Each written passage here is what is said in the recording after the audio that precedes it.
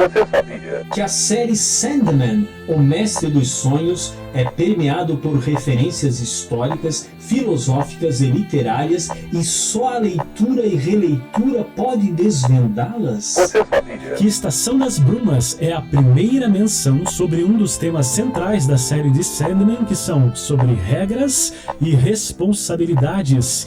E a grande questão, podemos deixá-las de lado? Você sabia Está começando Conexão HQ!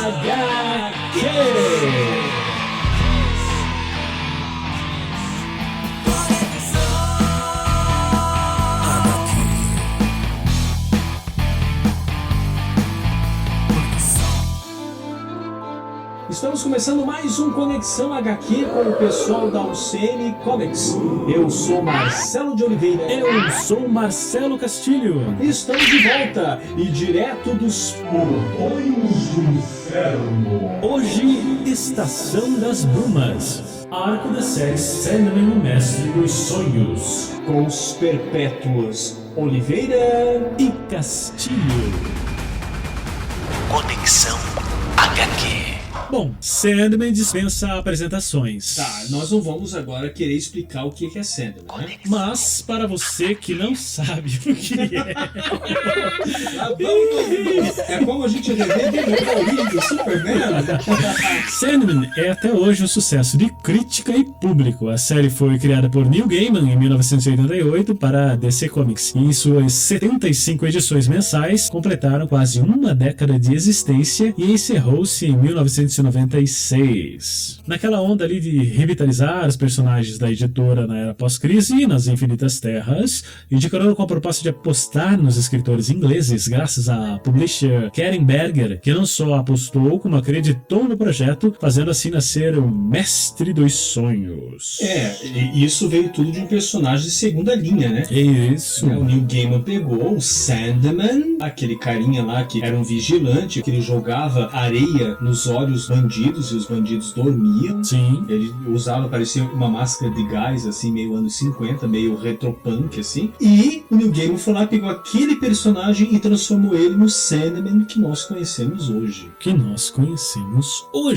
E isso tornou as histórias um marco dos quadrinhos contemporâneos. Com certeza! E voltou tudo o terror, né? Que já estava uma coisa meio ultrapassada, ele trouxe de volta, criando um terror moderno, onde tinham os psicopatas, assassinos, serial killers. Era um novo bicho-papão. Eram os novos monstros que saíam do seu armário. Eram os personagens que botavam medo e terror bem mais próximo da nossa realidade. Dava aquele contrapeso ali ao lúdico da ambientação da narrativa que descreve lá a vida do sonho, no mundo dos sonhos, a sua interação com o universo, os homens e outras criaturas. E se você for pensar, Castilho, você ter um personagem que o universo dele é o sonho, cara, pense nisso, o que você pode criar com um personagem que mexe com o sonho das pessoas, vive no sonhar, e ele é o mestre daquilo que a gente usa geralmente, que é o sonho, que é o... É infinito. Seria infinito, exatamente a palavra que eu ia colocar. É infinito. Mas isso é interessante você falar que, referente aos ingleses chegarem até os Estados Unidos, numa entrevista pro The Comic Journal, em janeiro de 93, o Neil Gaiman ele responde por que os escritores renovaram os quadrinhos do mainstream americano. Ele argumenta ali que os roteiristas americanos cresceram lendo quadrinhos e que isso já acontecia em algumas gerações, né? Em contrapartida, os ingleses eles cresceram com literatura europeia canônica. A invasão bretã trouxe o frescor da tradição literária e mudou definitivamente o gênero, ou seja, ia de Homero à tradição oral judaica, dos evangelhos à Kafka, a Asimov. Contar e recontar histórias é uma parte essencial da experiência humana. Imagina toda essa informação, né? Toda essa referência literária colocada assim no mundo dos sonhos, como você falou. Pois é que sabe o que acontece? O Neil Gaiman, ele é um escritor. Além de roteirista de quadrinhos, ele é um escritor. E ele escreve Sandman como se você estivesse escrevendo um livro. Tanto que o leitor de Sandman é quase um leitor literário. Exatamente. E por que escolhemos Estação das Brumas, cara? Por quê? Sabemos que Sandman foi dividido em 10 arcos ao longo de 75 edições, né? A gente sabe que muita gente já falou do Sandman por aí. A gente preferiu falar de Estação das Brumas, por enquanto, que é um dos arcos mais marcantes da série. Bom, Estação das Brumas é o quarto arco da série Sandman, o Mestre dos Sonhos. Eu preciso falar o Mestre dos Sonhos toda? Não, né? Não, Porque- né? Não. Beleza. Mas ele é o mestre dos sonhos. Ele é o Mestre dos Sonhos, né? Sim. Sério, cara? É. Legal te avisar. Publicado pela DC Comics, claro. E nos Estados Unidos o arco foi lançado pela primeira vez entre os anos de 1990 e 1991 e foi precedido de outro arco foda, que é Terra dos Sonhos. Terra dos Sonhos. E teve um outro arco depois que eu não lembro. Um jogo de você. Jogo de você. Exatamente. Foda também, né? Também. E é interessante saber também que esse arco, Estação das Brumas, é tão importante que ele é referência para outras histórias, né? Tipo, Jill Thompson, através desse arco, criou aquela graphic novel fantástica que é Morte na Porta da Morte, publicada em 2003, que está relacionada com o arco Estação das Brumas também. É verdade. O Sam tem muito disso. Jim Thompson, não só nessa série, mas também já bebeu da fonte do Sandman para escrever outras histórias. Os escritores eles se inspiram nos arcos que tiveram durante a existência do Sandman para recriar os personagens e recontar as histórias e dar uma continuidade que no arco do Sandman não existia. Conexão HQ.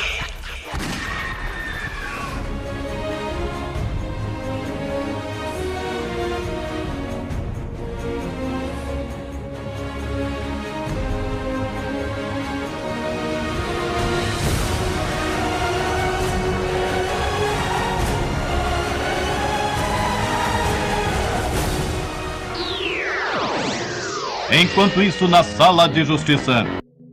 Estação das Brumas ele teve uma par de ilustradores e nós temos na série o Kelly Jones, que eu adoro o trabalho dele, o Mike Dringberg, que é o cara que está junto com o Neil Gaiman, o criador. co-criador, o Malcolm Jones terceiro, o Matt Wagner, Dick Giordano, George Prater, P. Craig Russell e tudo isso colorido por aquele cara que nós endeusamos, que é o Adoramos. Steve Lee. E o Danny Voso também coloriu. Para complementar, então, as letras todas pelo Todd Klein. Todd Klein.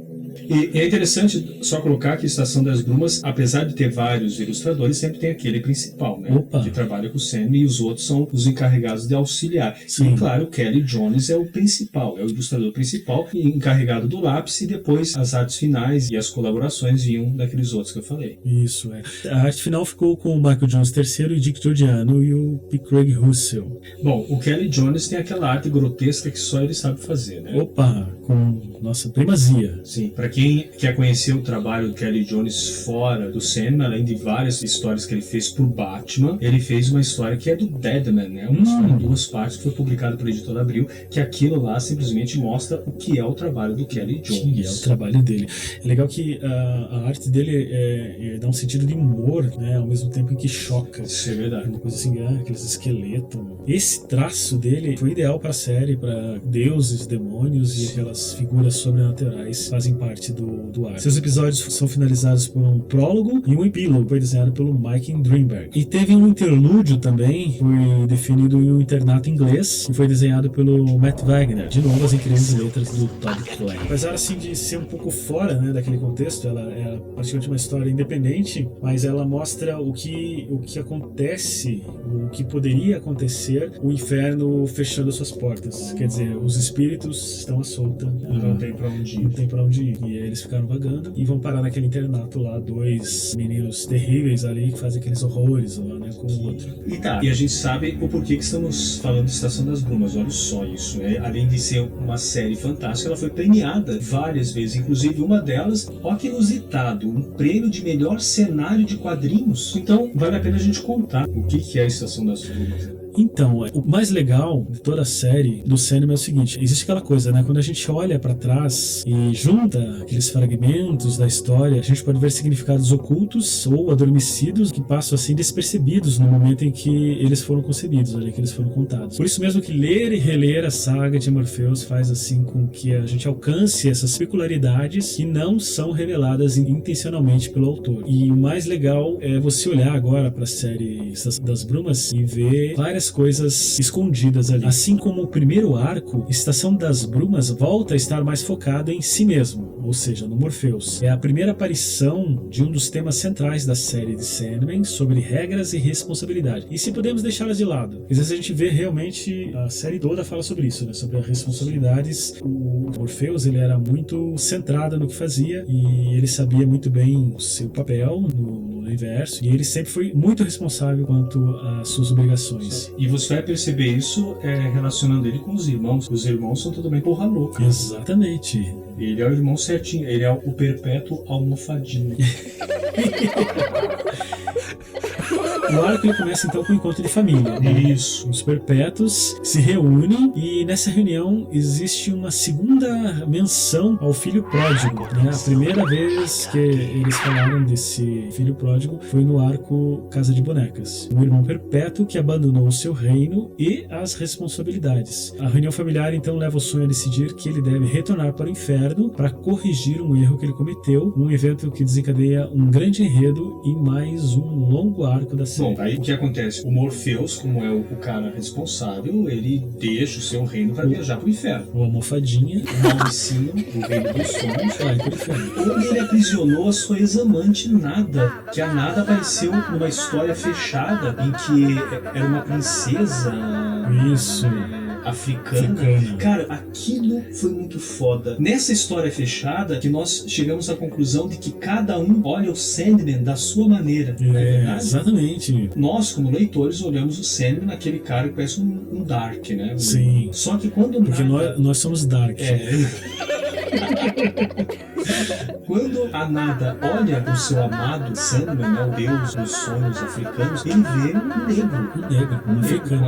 Quer dizer, traços africanos, Sim. traços negros, né? Como aconteceu na história também dos gatos, né? Dos gatos. Ele se manifesta como gato, já se manifestou também como um oriental. Um oriental, cara, é fantástico. Fantástico. Então o Morpheus tinha deixado a Nada lá No inferno. no inferno e foi lá pra soltá-la. Mas, cara, o Lúcio já tava puto com o Sandman. Putz. Já tava puto da cara com algumas aventuras que o Sandman teve lá do primeiro arco, pelo Luzes Noturnos. Isso. E já deixou o senhor do Capirobo lá puto, cara. Puta né? da cara. Muito irritado e fudido, querendo ver o couro do Sandman. Pois é. Aí é que tá decidido a voltar ao inferno. O Morpheus está apreensivo ali sobre isso, querendo fazer o que é certo, mas preparado para um confronto que ele sabe que pode perder. Tinha irritado muito o Lúcifer, Estrela da Manhã. Chegando lá, aí ele percebe o quê? Que a sua apreensão é um pouco equivocada. Aparentemente ali, Lúcifer está fechando o inferno e decide expulsar todos os demônios e as almas condenadas. Fecha todos os portais e confere ao Senhor do Sonho a chave de um inferno vazio. fodeu, Sandman. Aí tá a minha vingança.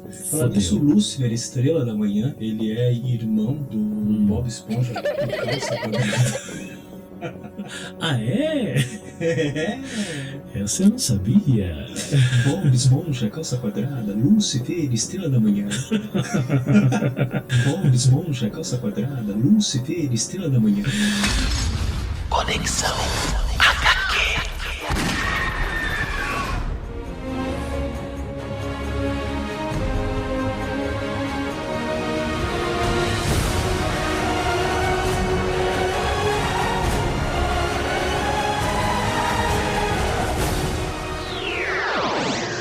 Enquanto isso, na Sala de Justiça. Aí, o que poderia ser? Você pensa assim, porra, o cara vai chegar lá, o Lúcifer puto da cara, o Sandman vai se foder, né? Pois é. Ele chega lá e põe uma chave na mão do Sandman e fala assim, cara, tá aí. Então pra você. agora, você vai ficar cuidando aí, você vai ficar responsável por essa chave, tchau. E antes ali da sua segunda queda, o Estrela da Manhã pede para que o Morfeu corte as suas asas, e aí depois ele aparece lá numa praia da Austrália, já conversando com um Jó contemporâneo, admirando a contragosto o pôr do sol do Criador. E você sabe que isso deu aquela série do Mike Carey, Lucifer. Lúcifer. Se você não leu, por favor, você gosta de Sandman, mas não leu Lucifer.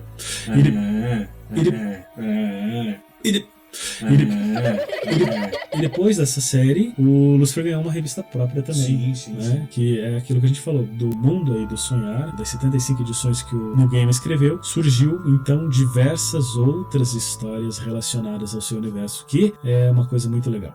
E tá, e o Morpheus, claro que não quer governar o inferno. Quer Quem que vai nada. querer governar a porra do inferno, né? Vai se foder. Pois é. E ele se torna como se fosse assim um corretor de imóveis do inferno. Corretor mais ferrado Pois é. do universo com o problema dos diabos.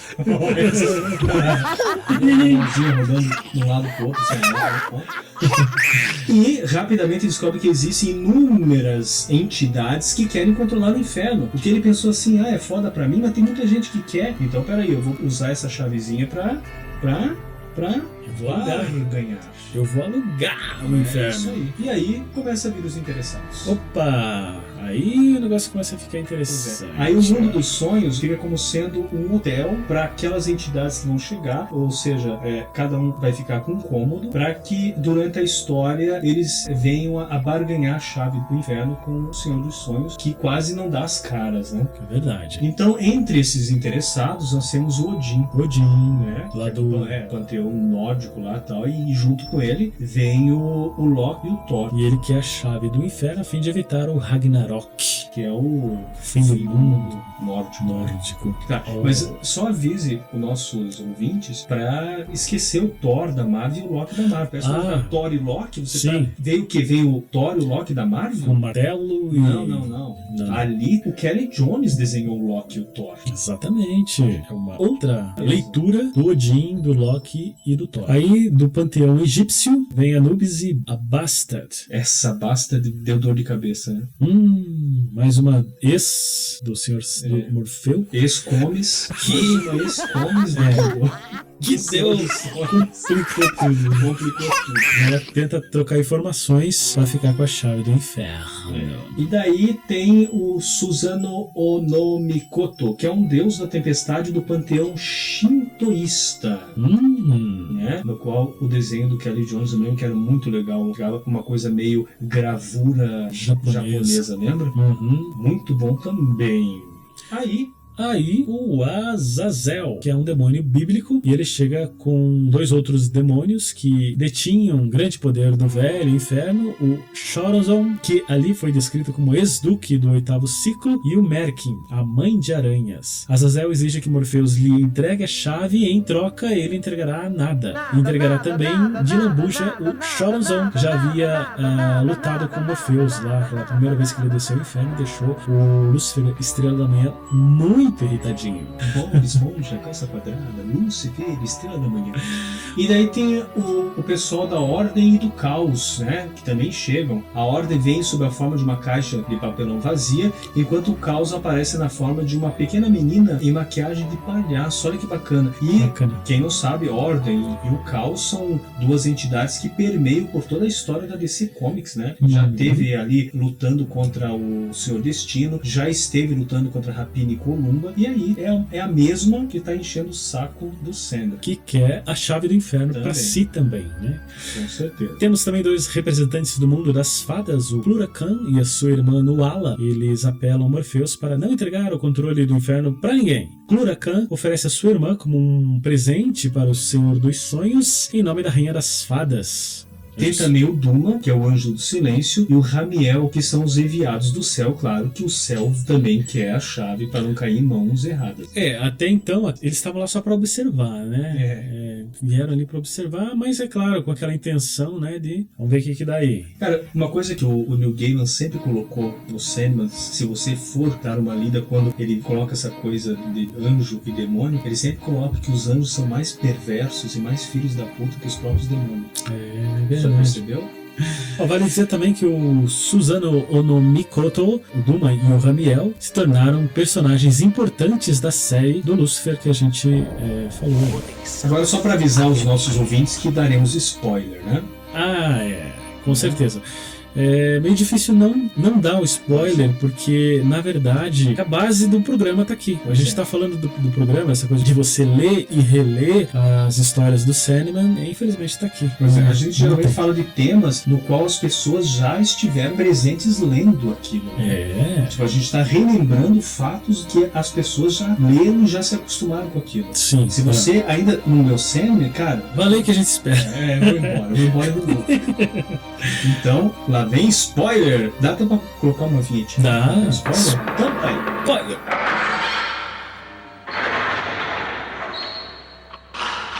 Santa Killadin Spoiler.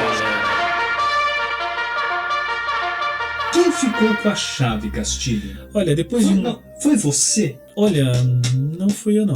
Comigo também não tá. E agora? Com quem ficou a chave do inferno? Eu fiquei sabendo que depois de muita negociação, adulação, suborno, fraude, embriaguez, Morpheus consegue se livrar do inferno sem muita raiva dos outros participantes. Ele passa o controle ao par de anjos enviados por Deus. E depois que Ramiel retransmite uma mensagem reivindicando que à medida que o inferno é um reflexo do céu, seu verdadeiro criador deve controlá-lo. Sim, o inferno deve voltar às mãos de Deus, do Papai do Céu, né? Que seria quem o criou, digamos assim, né? Sonho então enfrenta Azazel, liberta Nada, ele pede desculpas a ela, diz ainda que ainda ama, aquela história, né, que a gente já conhece, se ela acreditar, querida, eu te amo, ai, Se a Nada soubesse que é mais um comes. E ela não cai na história, enfim, ela vê que realmente não é, e opta por não ficar com ele, então sem ressentimentos, Morpheus reencarna Nada em um bebê recém-nascido. E tudo começa novamente. Outra história que derivou desse arco, baseada na história da edição 25 que a gente falou aqui, aquela do colégio interno, né? Eu preciso ler de novo, né? Eu preciso ler de novo. É ótima essa história. Então, outra história que derivou dessa edição foi The Boys Detectives Dead, na história de game A Cruzada das Crianças para o selo Vértigo, e uma minissérie também com esse mesmo título escrita por Jim Thompson. Atenção, senhores ouvintes.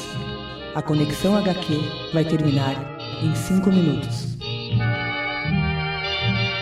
Bom, no fim, como nós demos o spoiler, os dois anjos são escolhidos por Deus para ser os novos administradores do inferno, mas para isso, olha que interessante, eles precisam cair. Eu lembro que um deles aceitou bem, né, essa história, mas o outro ficou revoltadíssimo. O que acontece é isso, a administração do inferno passa a ser oficialmente feita pelo paraíso, e a punição passa a ter uma função educativa agora. E é aí que o tempo traz à tona aquelas sutilezas escondidas que permeiam a série do Sandman. Algo que percebemos assim com aquele olhar mais amplo de uma visão da totalidade do enredo. Por aí que a gente vai enxergar essas sutilezas. Pois é, essa mudança política que faz com que o inferno deixe de ser um território livre, uma libertinagem total, e passa a ser um campo de correção. Cara, isso aí fechou o roteiro do Estação das Brumas, né? Tipo assim, como se fosse a parte que é a moral da história. Sim, tem ainda o detalhe que é aquele desejo secreto do Lúcifer de arruinar o Morpheus, de ferrar com ele na hora de entregar a chave do inferno. Quer dizer, o Sandman tinha irritado profundamente o Lúcifer, a gente pensou que a coisa ia ser aquela luta e todo mundo, eles iam se pegar ali no pau. Apocalipse total. E não, o cara fez o quê? Deu a chave do inferno pra ele se fuder. Fica com a chave. É isso. Veja o quanto isso é foda. É foda, cara. Isso é literatura de alta qualidade. Com certeza, cara. Quer aprender a fazer roteiro de quadrinhos? Você tem que ler as 75 edições de Sandman e depois os arcos e todas as viés que surgiram depois, as histórias que vieram baseadas em Sandman. É verdade. Que, veja bem, dá uma nova definição para uma história bíblica, né? É uma coisa no mínimo genial. Tão genial ao ponto de tornar o Lúcifer o proprietário de um piano bar. E é interessante, só como curiosidade, quando o Lúcifer sai do inferno, entrega o inferno, ele está numa praia, como você falou. Sim. Isso, né? E a revista Lúcifer, a número 1, começa exatamente da onde parou. Daquele ponto. Daquele ponto parou. É como se fosse uma continuação mesmo, uma ramificação da história Estação das Brumas. Isso é demais, demais. Bob Esponja, Calça Quadrada, Lúcifer, Estrela da Manhã.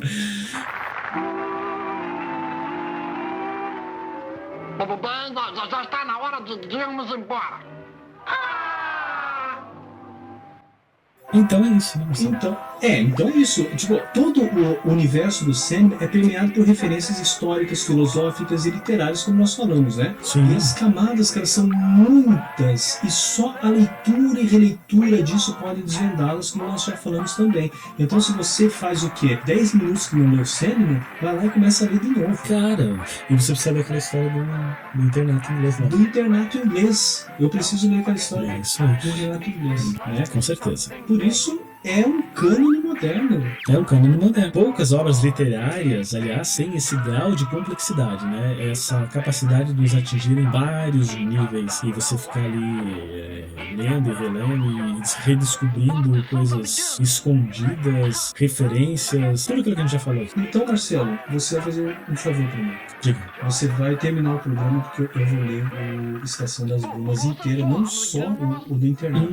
Beleza? Beleza. Então tô indo. Termina aí. Então ficamos por aqui. Eu sou o Marcelo Castilho. Não, o Marcelo já foi. E até a próxima então. Tchau.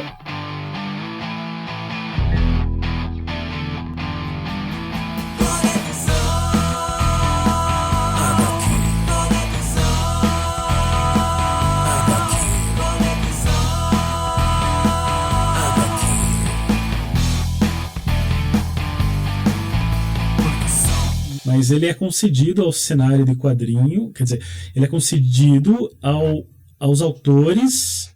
Eu não sei explicar isso. Acho que é bom você não perguntar. Então, tá. Aí, Não, porque